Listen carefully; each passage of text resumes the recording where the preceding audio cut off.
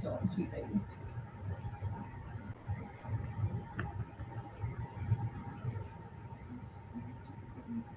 I'm not sure why I can't hear it. Did your sound on?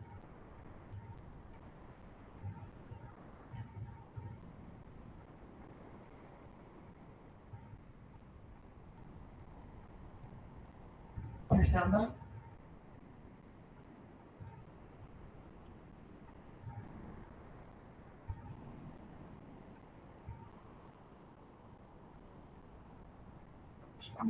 Testing. Can you hear us okay? I can hear you. Great. If you don't mind muting, that would be wonderful. Okay. We are just getting started here. Thanks for joining us. I know it sounds like I'm talking to myself. Sorry, there really is someone on the call. So this is the second of two meetings. Three things we're going to do tonight. One is just kind of a quick background of some of the information we covered last time about the program and how Woodlawn got here. What we're going to spend most of the time doing is looking at the current plan that has been developed. We showed you a concept last time. Spoiler alert is, hadn't changed a whole lot. It's still a pretty basic traffic calming plan, but we're going to go over that and the details of it. Then we're going to talk about next steps, the ballot process and those kind of things, and answer any questions that you have about that. So by way of overview, if I can get this to advance, you all are probably familiar with what traffic calming is and what our program consists of here in Nashville. It is a residential street program.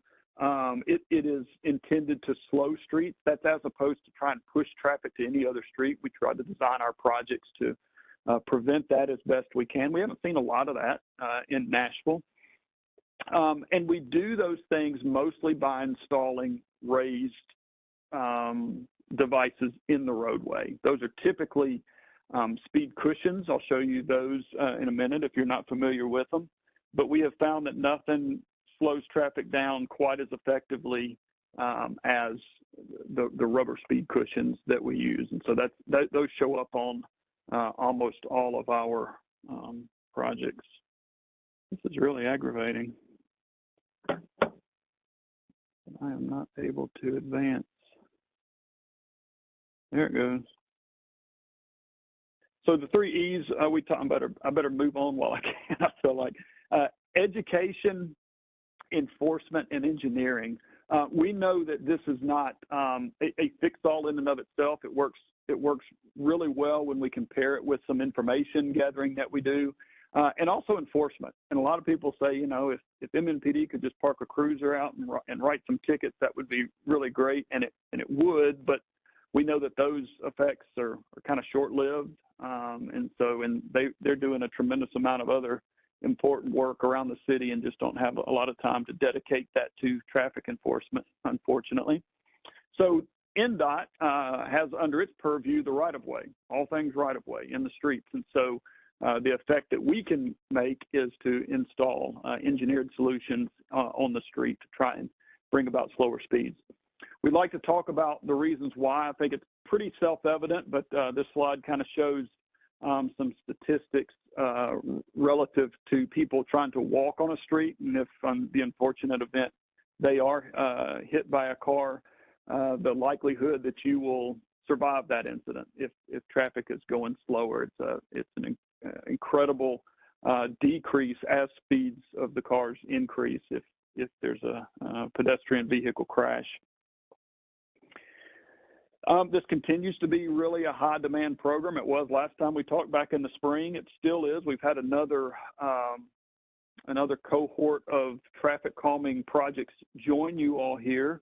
And more than that, there was some surplus budget that council even appropriated additional funds to traffic calming. So about 3 weeks ago, there was an announcement made that we will be having 85 new projects come into traffic calming. So try to knock some of that backlog down. There's there's still well over 400 streets that have applied just like you all have. And so council's doing what it can to fund that and try to knock that backlog down some. Did you want to say something? This area, 24th Avenue and Blair Boulevard. Okay, that made it into that new one. Great. So we may be seeing you again here soon on another project. I'm glad we're getting this meeting in before that, because that's going to be a lot of work, hit the system there all at once. Hub Nashville, we always like to plug. It's your best starting point for other types of things. You know, some people will say in the context of a traffic calming project, can we get a stop sign or can we get a crosswalk and things like that? And we just don't have a lot of those tools at our disposal in this program. So Hub Nashville is where you go for that. And it's not just DOT stuff. Just about every metro department is represented there. So shop that if you haven't, and you'll find a lot of great resources for metro services there, hub.nashville.gov. I know you can't see this where you are. This is a map. It is an interactive map. It is available on that website, and we really like it. I always like to highlight it because it shows a couple of things. You're right here in this green line in the middle. I better not touch that. That's a smart screen, and it's liable to do something. So this project runs from Natchez Trace to 21st Avenue. And you see all these other purple lines parallel. That means those streets have been applied for. They have not made it into the selection yet, but we do have current applications on any of the purple streets. And then the blue streets, those blue dashed ones, are where traffic calming has been implemented. So if that doesn't always mean there's a speed cushion on those streets, but usually it does, and I think those do. So you can drive those and experience them, and see what you think. So we like to show that. That is interactive. All of Davidson County, you can pan around and see what's going on around you. So a little bit about any questions about the process or anything. We went through some of the specifics last time. We won't go through those again unless you need to, but we'll move into the plan for Woodlawn. Sure. Mm-hmm.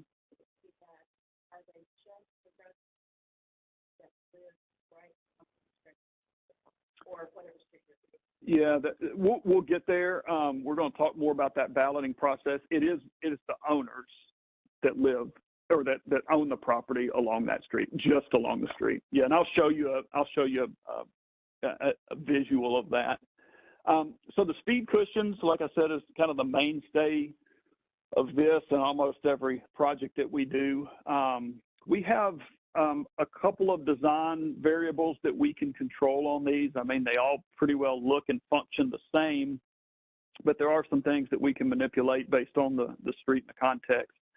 One is, obviously, we can put a different number of cushions. There's 2 in that one, there's 3 in that one. That's strictly a function of the width of the street. We know that if we give people any opportunity, even if we don't give them a real opportunity, sometimes they make an opportunity to drive around these. You all have got curb on the street. That really helps. We don't have any instances of people hopping the curb, but if it's a nice flat kind of shoulder, we know that they will do that. And so we really try to go, and cover that full width of the road. The gap in between gives us a good experience from a water wheel-based vehicle point of view. That becomes important when we think about fire trucks, ambulances, and those kind of things that we don't want to slow down too much. They can come a little closer to straddling those. So that's the whole point of the speed cushions. These are manufactured, they're pre-formed, they come out of a factory. So when we order them, we know what we're going to get. That's as opposed to some older style that we used to form them out of asphalt or concrete. One may be different than the other. And you can imagine even the slightest change on the profile of those things can make a big difference. So people can go from this is really obnoxious to this works pretty good. I'll slow down, but it's not terrible. That change can happen really quick. So we like the fact that these come out exactly to our specifications. The height on those is just 3 inches. So, you think about if one axle only got made at 4, that makes a big difference. The length is the other thing that we can specify. So these come in lengths of 7. They come in 3.5-foot segments. So we can get them in 7 foot, 10.5 foot, or 14 feet. Our standard is gone to 10.5. It's kind of that middle. We use those more in you know, like a lot of streets in Nashville, suburban areas.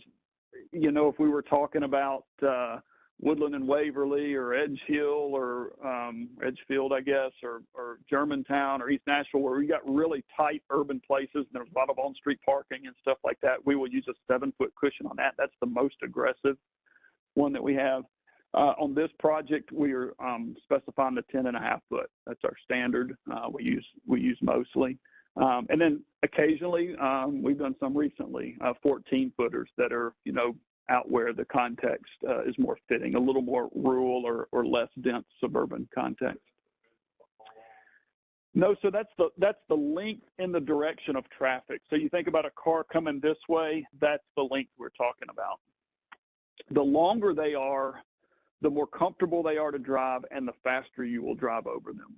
The shorter they are, you feel that it's more abrupt, and so you will drive slower over them. So at 10.5 feet, we're targeting that 15 to 20 mile an hour.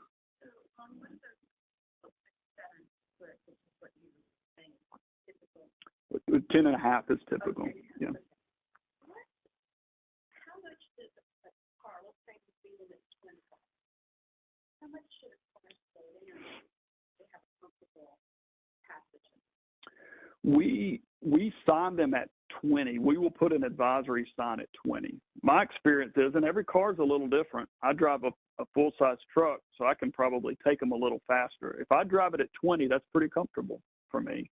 You may find if it's a very low vehicle. I mean, some people pull up and they almost stop. You see them. I mean, they go very, very slow over them. It's really not necessary.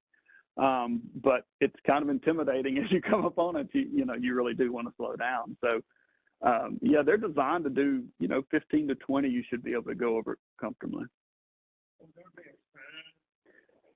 Yes, sir, there will be. So we'll look at it in just a second. I believe I'm right. It has to do with how many intersections or if there's an intersection in between each set of speed cushions. I think in this case, there's an intersection in between each.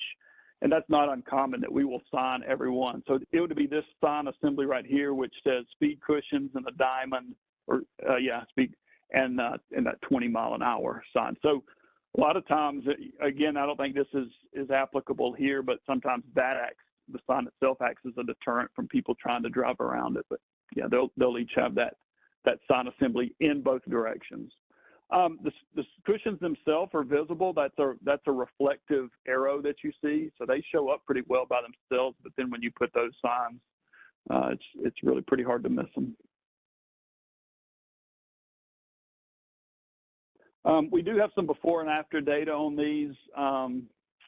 This was taken with a 7-foot, but we're seeing very similar results from all of the cushions that we're putting out, somewhere in the order of 9 to 12 miles an hour in general. But, every street's different, every car's different, drivers are different. So it's a little difficult to say this is what's going to happen, but we do see a significant change in the average speed. And you do get the phenomenon of people that slow down almost to nothing to crawl over these things. I mean, they of course don't maintain that. They have to start back up again and keep going down the street. So you do get some variability. Our goal is when we space these, though, to minimize that. We'd like for someone to enter the street at 20 and just go straight through like that and not really slow down too much. I think some is natural, but, yeah, so that's really small. So the average speed goes from 31 down to 22, but, 31 is probably starting a little on the low end. I think y'all's speed was about 36 or something like that. And then over here, it's probably more like y'all, it's 37 down to 25. 85th percentile speed is really the data point that we use to prioritize everybody. And all that's saying is 15% of the traffic is going faster than that. It's kind of the measure that traffic engineers used to say, you got a speeding problem. At some point, if 15% of the people are going faster than this, we define that as an issue. So that's kind of the break point. And so I think y'all were at 36 miles an hour for your 85th percentile. So 15% of the people were going faster than that. And that was enough to get you, along with some other metrics, into the program. So that's really all we have to define as speed cushions. That's what we've got on the plan. This is a relatively short project. It's about 2,000 feet from 21st down to Natchez Trace. What I'm going to be showing you on the next couple of slides is the actual design plan set. And don't worry that you can't see it now. We will be posting this online as well, so you'll be able to zoom in and check it out. But I'll walk through it with you so you can know how to read this. The first sheet is just an overview, kind of shows quantities. That's for us. By the way, these are what we give to the contractor. So some of the stuff's a little technical, but we've got the quantities and then just an overview. Each of these locations is where we will be putting a set of speed cushions. And then following from that are the details of that. So this first set, this is Natchez Trace, and this is Woodlawn. And so as you're driving towards Hillsborough Road, the first one you come to, it says this speed cushion is 43 feet east of the driveway at 2703 Woodlawn. So it gives you enough detail that if you wanted to, you could go find it.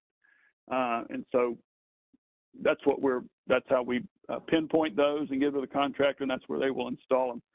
A couple of things we're doing. We talked about spacing. That spacing is really important for us. We look for about a 400 to 600 foot spacing. I can't tell you what it is on each of these, but I know over that 2,000 feet, we've got 3 sets. That's 4 spacing, so we're right at 500 foot spacing, which we think is going to work really well. We also look at hills. I think you may have a little bit of an incline as you go this way. Not terrible. You don't have any curves. We try to avoid curves. And then driveways sometimes present an issue. We want to be at least 15 feet from any driveway. Nobody wants one of these in front of their driveway, I don't think. Although I said that last meeting, and one lady said, I'll take one right in front of my driveway. She wants people to slow down in front of her house, I guess. But yeah, we try to. Sometimes, some of these neighborhoods, have one driveway after the next, so it's really hard to spot one in. But I don't think we had any issues here. So anyway, that's the first location. And then the other 2 locations are labeled very similarly. This one's near 2510, and this one's near 2108. And so the apartments driveway is right here, so we're kind of on either side of that.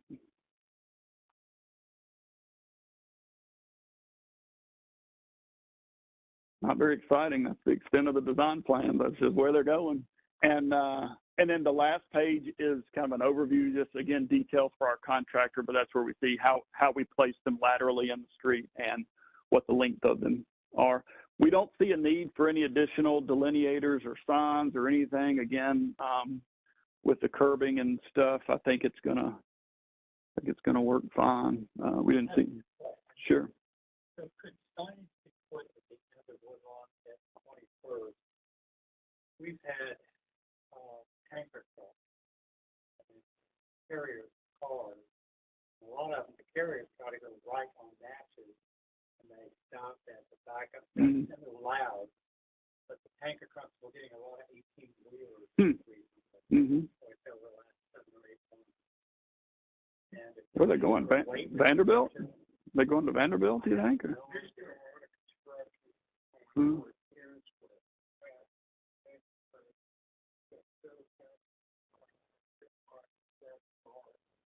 Okay. Yeah, but then the others are going down now towards Vanderbilt. Right. I don't know whether they're delivering cars or coming back and other cars. Yeah. Yeah. So I don't know why they're coming into the neighborhood, but I don't know. They can be, yeah. So if you're on the call, the question was about a noticeable increase in large truck, like tractor trailer type trucks coming on Woodlawn and then turning right on Natchez Trace headed toward Vanderbilt. The city can look at that. They can install no truck signage. It's usually, sometimes they will do it based on weight. If there's kind of a special circumstance, like, you want to let something that's 8,000 pounds through, but not something that's 20,000. I mean, you can do that. More typically, they will just say sign it as posted as no trucks. that goes through a different process. They'll look at that, and that ultimately has to be approved by something called the Traffic and Parking Commission. It is a metro board, and they will look at that, and they're the ones that actually approve that or disapprove that. But that's a hub request. You can go on there and you can make that request for a no truck restriction. That becomes a regulatory component of that street. It's just like a speed limit. That means, they can write a ticket for that. So it goes through that board. Trucks obviously can still use it but they have to have a destination on that street. If they're just using it because they don't want to go through the intersection of Hillsborough and Wedgwood, yeah, I think they're probably following Google or whatever, and that's the way it's taking them. But yeah. And then the other thing, when you had Woodlawn highlighted green, so is the Woodlawn just a process to slate it at some point to get to? Well, Woodlawn that's the section we're talking about. Let me get back here. If the vote passes, we will be installing them on this section of Woodlawn from Natchez to 21st. There's another section back here that you see that is highlighted. Now, I will say this too, and I don't know exactly the status of this, but there was Woodlawn. You see another section here. Woodlawn all the way down toward Ensworth was listed in kind of a pilot program. You may remember, Councilman, that it was like 30 projects, and it was designed to where we don't do this program if speeds are greater than, if it's posted for more than 35 or there's more than 5,000 cars a day on the street.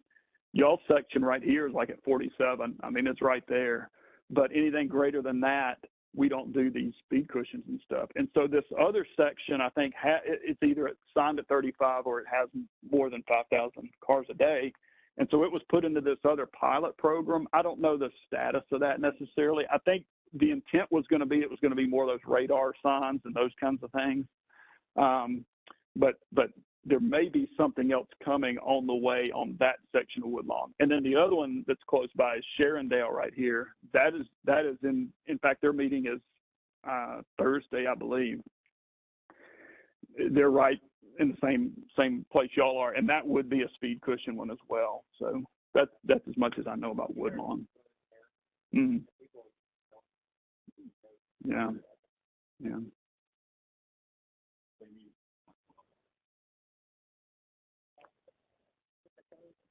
Mm.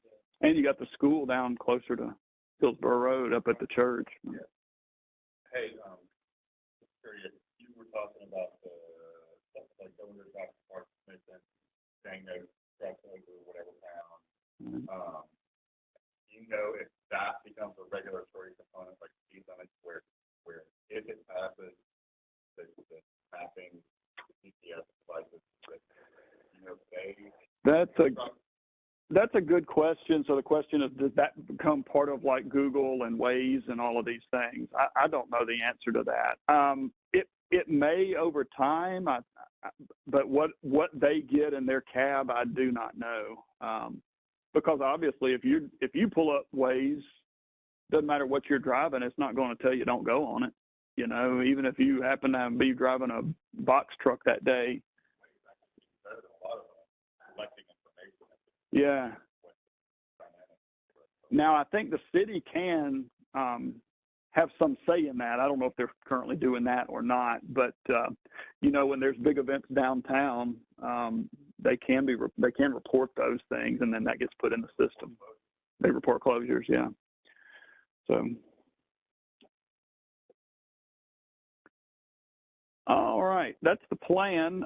We'll talk a little bit about where we go from here. So we've progressed 2 circles since last time we were at meeting 1. Now we're at meeting 2. Got 2 more to go.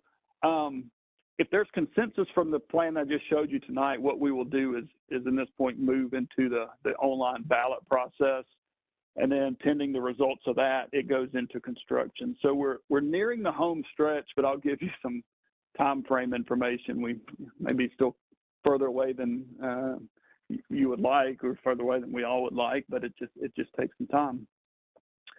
So the way the balloting works is we send out another card, as you mentioned, and it'll be very similar to what you got for this meeting. A few exceptions. This time the QR code actually takes you somewhere kind of special that not everybody has access to, and that's the ballot page.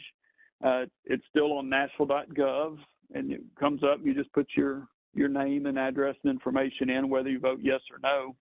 There's a little code on the card, and that just lets us know that you are who got the card. And then you put that in there on the page, and that just kind of validates everything. If you don't want to do it online, there's a phone number you can call and talk to someone. We do send that to the property owners within the limits of the project. So if you own property where one of your property lines abuts the right-of-way of Woodlawn in between Natchez and 21st, you would get a card.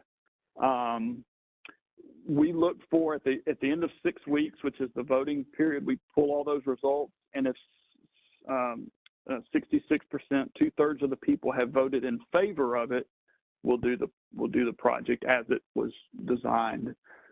Mm-hmm.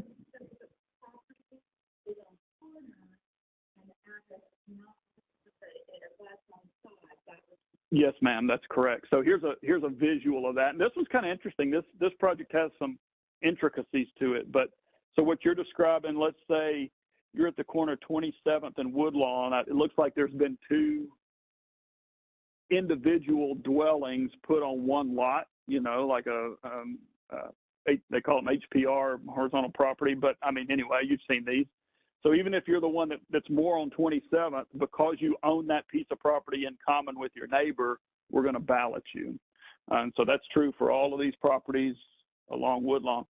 Now, what's interesting is I guess are they condominiums there? Well, they are individual owners, and so we're going to ballot them because in theory they all own in common that piece of property that does. Yes, sir. That's been our policy. Yeah. It's really hard. I mean, we kind of have to take a policy and go with it. In some ways, it works really well. In others, it kind of doesn't make sense. But some of these projects get kind of funny this way. Now, I will say this: if a property owner, say they own 5 of those units, they only are going to get to vote once. Any owner within the limit is only going to get to vote one time. We're going to send them one card. I don't think any of these are vacant in that. I don't mean the house is vacant. I mean, like, there's no building on the property. We don't ballot those. There may be. We'll look at that before we send those out. But commercial properties, we don't ballot. But, churches and stuff, we do. No, sir, they don't. But we are just going to send it to the owner. So that may be in California or Michigan. We don't know. They're going to the owner. Some of them are there, some of them are not. I mean, if it is owner occupied, then yeah, you'll get it. I mean, the owner will get it. The occupant will get it. I think I've gotten information through, but that if they live there, if they are owner occupied, they're more likely to return the ballot or go into the system and do it than if they're not. That would stand to reason. That would be my hunch, but we don't know. I mean, I don't know. We don't get access to the finished poll, the ballots. NDOT gets those. If they've ever gone through and said, hey, guys, just so you know, tenants are much less likely to respond than owners, they've never told us. I don't know if they go through and look at that. One, I don't know that I can explain it, but Director Melicon explained to some degree why there are people who perhaps own the property rather than and second, we changed the rules, we changed the formula in that it's now 66% of respondents rather than 66% of property owners. Because, like for example, on Gale Lane, this section of Gale Lane where we have a lot of non-owner occupied, had trouble getting ballots back. Yeah, sure. There were other projects like that, but that's when council with NDOT changed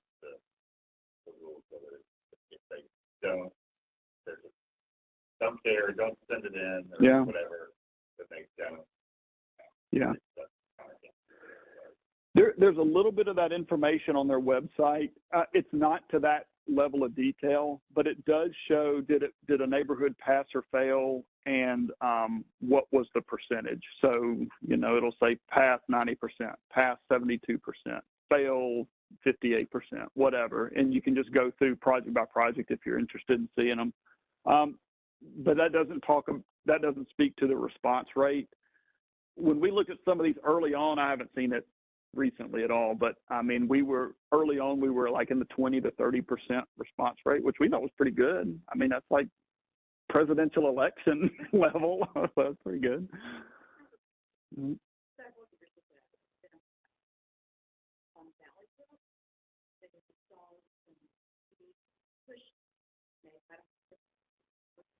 Mm-hmm. And I don't know what the process was, but they put it in, and sometime later, the residents got together and said, we don't like this. Yeah. We want these out. And they actually took them out. Mm-hmm. Now, is that still a thing? We haven't had it. I mean, you're talking, that was probably 15 years ago. Yeah, because Metro, that was kind of the first step into traffic calming. That was kind of an early project. I mean, there had been a few, but not very many. And Valley Brook came in and that happened. And it was like, there was no real traffic calming for 10 years. People just said, forget this. So it could have been. And so that's why now we go through all this. Well, that's why we do 2 meetings. That's why we do these ballots. That's why we do a lot of this information that we do. Because we know it's not for everybody. And so it's kind of in some ways, it's a discretionary project that we put back into the hands of the neighborhood. I mean, the city could just come do this and not ask anybody. That's one way to do it. But absolutely there are. Yeah, some people think you should. But you know, when you get into a meeting where the neighborhood's kind of split, you're glad there's a process. I can just tell you, it's much easier to stand in front of a group like you all and say, look, it's in your hands. We're here at your service. Tell us what you want to do. We're going to work with you. The likelihood of a reversal after the fact is very, very low. It's low. We haven't seen that in quite a while.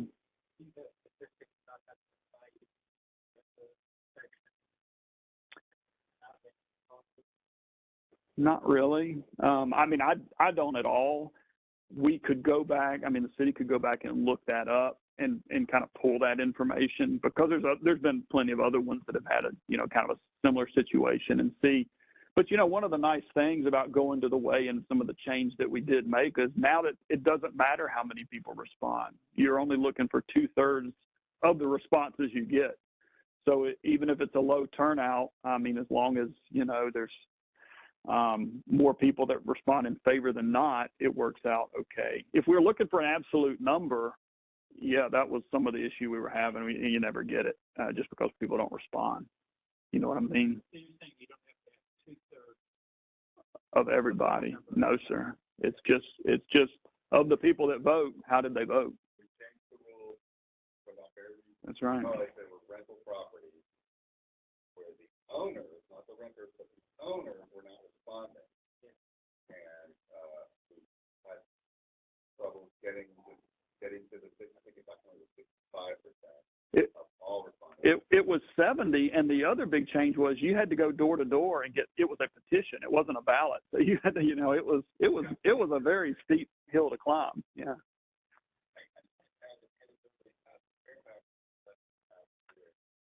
Mm-hmm.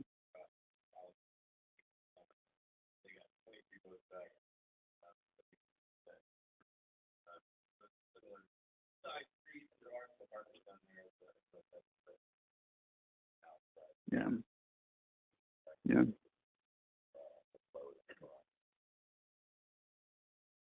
And the important thing for us is, you know, but at the end of this process, we can tell the people who should have a stake in this. You got 3 mailings on it. We've had 2 meetings, 3 mailings. Everything's on the website. You got 2 recordings of these meetings. We try to give it as little excuse as you can for not having the information. That's about all we can do. Oh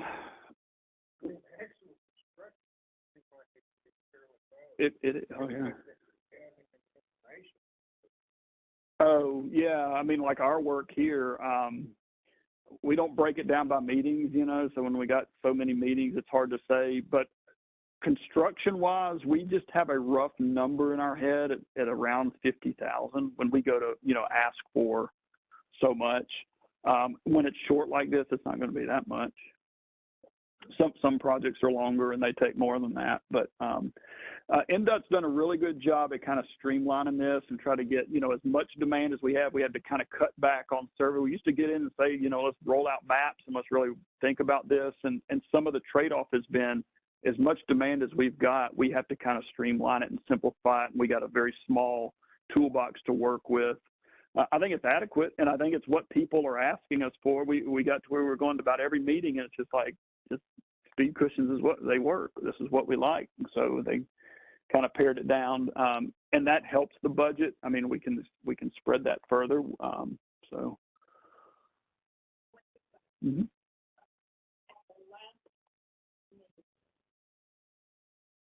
You mentioned that there was a less method when you think simple through that is somewhat effective, and I think it's yeah. So the question, if the ballot didn't pass, essentially what would happen?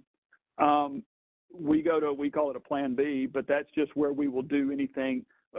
When people don't vote for it, by and large, they're voting against speed cushions. We understand that. People don't really have an issue with signage and markings and those kind of things. So we step back and we look at that level. One of our go-tos is the radar feedback sign. And so that you may have seen those around. There's some on Overhill. It's been on Overhill a long time, over in Green Hills area, but you're starting to see a lot more now. So it has the speed limit posted and then just a feedback for how fast you're actually going. It'll flash if you're going too fast or do whatever, but that's one of the things we would look at. So I want to make sure I understand. I didn't get the impression last time. I got a different impression last time than I did. Okay. So if, for hypothetically, if the vote on Woodlawn fails, that doesn't mean Woodlawn is over. That means we might look at it again and say, oh, well, you don't like that. Here are, how would you like radar on? Or is it done? No, it's more of the former, but we don't come back and ask. We don't come back and do another meeting. We'll do a little plan. It hasn't happened too many times. I think maybe we revised the plan, put it back on the website, but we don't reballot it. We don't come back to another meeting. Typical. But they could go up. But they could go up. Oh yeah. And I know at the last meeting we talked about this a little bit, and I remember your response, but I'm going to ask it again. So I know that there's some concern. You know, Woodlawn, we put them on Woodlawn. How are other streets going to be impacted? You seem to think that it wasn't that these other streets like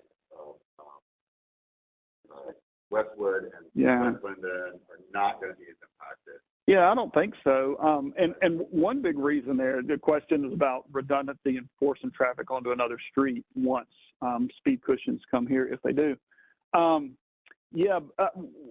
of the things that I think really brings that high volume of traffic to this street is the presence of the signal. You know, to get out onto Hillsborough Road, you got to have that signal, and so that's like a magnet. It attracts a lot of people. We go to meetings sometimes, they'll say, we need a signal at this street, and I'm like, be careful what you ask for, because people will use it, and they'll come there for that. So even though we would put speed cushions on here to slow traffic down, certainly our intent is not to force traffic to any other street, and I don't think they will, because they're still going to need that signal. What we have found is you've got to really, you've got to really be opposed or find the speed cushions disdainful if you're going to totally change your routing by and large. So we haven't seen that. You know, we look at neighborhoods like Sylvan Park, you know, where you've got a very similar grid pattern where, you know, one street is about the same as another. We just don't get that complaint a whole lot.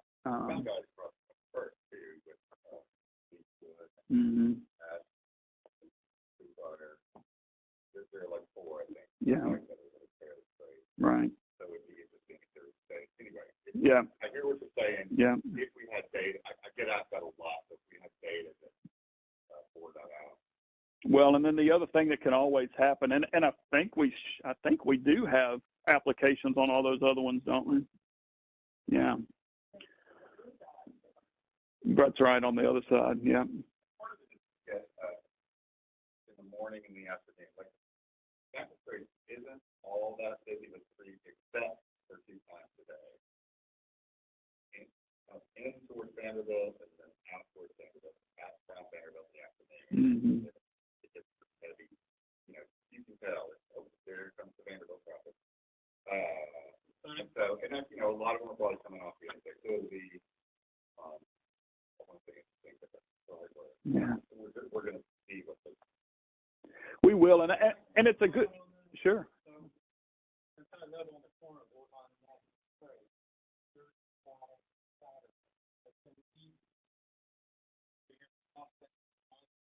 The Porsche, and they turn and they slow because there's no parking on the side. Natchez just goes, then they just floor it, and they're flying down the street. We've called the police, but I think I've seen 1 police car in a year. He called. But it just continues. It seems to be this. It's almost like a drag strip to people who have sports cars. Mm-hmm. And we got that. Yeah, Blair. Yeah. Yeah. We've been so bad with the mufflers that they go by our house. I can see them stop at Blair and they start going up Natchez towards Vanderbilt, and it's still echoing sound. Yeah. So we're going to put some cameras in, videotape cars and everything. See what we can do about the noise. Yeah. It's not confusing. The other thing, and it's kind of a note for us and our team, what we need to be reminded is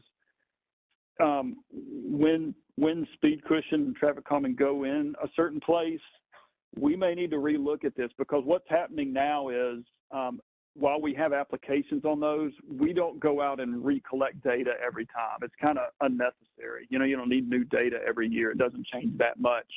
But when a change like this happens, we probably do need to, at least for the first couple of streets, relook at that data and see, okay, did this change anything? Is it faster now? Is it more speed, or is it higher volume now, or anything like that? So it's a good point you're making. We'll try to keep an eye on that. Yes, sir.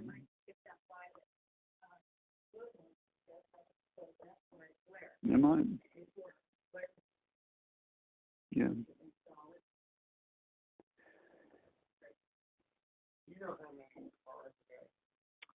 You're at about 4,700 cars a day. That's what our data is.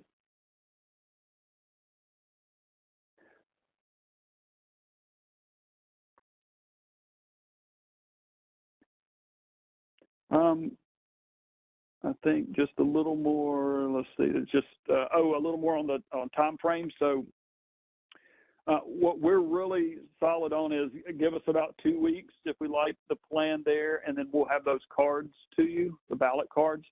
That will set off that 6-week time frame. That part we're good on. After that, let's say it passes. At that point, we start ordering materials, and we're kind of at the mercy of suppliers and all those kind of things. So right now, we're asking for about 4 months to get the materials in. Metro does not stock these. They don't keep them in a big warehouse. That'd be wonderful. That would speed things up a lot, but there's just not room. And so we order and we don't know if it's going to pass or not. So we order every cushion custom to a job. Once those come in, we get it programmed to be out with the contractor. And so that's taking about another 4 months. So we're looking at, 8 to 10 months or so. And that's holding up. That's pretty typical for what we're seeing, after ballots passing, that we're in that 10-month range. So I just like to say that, just set your expectations so you don't think we're going to be out there putting them in for the trick-or-treaters or something. It's still going to take a while. So that's another reason I'm glad we're getting in front of that big group that's coming. I need to move these contacts down. This always happens, but NDOT traffic calming at nashville.gov is an email address for the city's project manager. And then I'm Jeff, the one in green there. I'm Jeff Hammond at birchtransportation.com. feel free to, if you got questions or the things you think of or comments, feel free to contact either or both of us on that. And then that's a link to the program webpage. A lot of information there, it really is. They've done a great job. A lot of resources, and that all of those data results, all of the ballot results and the interactive map, and you can see everybody's plans if you want to. You can watch everybody's meetings if you want to. They're all about the same. But thanks again for being here. Yeah, appreciate your time. Go out and enjoy a very pretty evening. Any final questions? Yes, ma'am.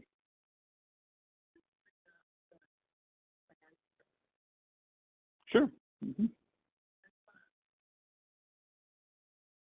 And I can stay if you want to come up and get a closer look. Any particular sheet?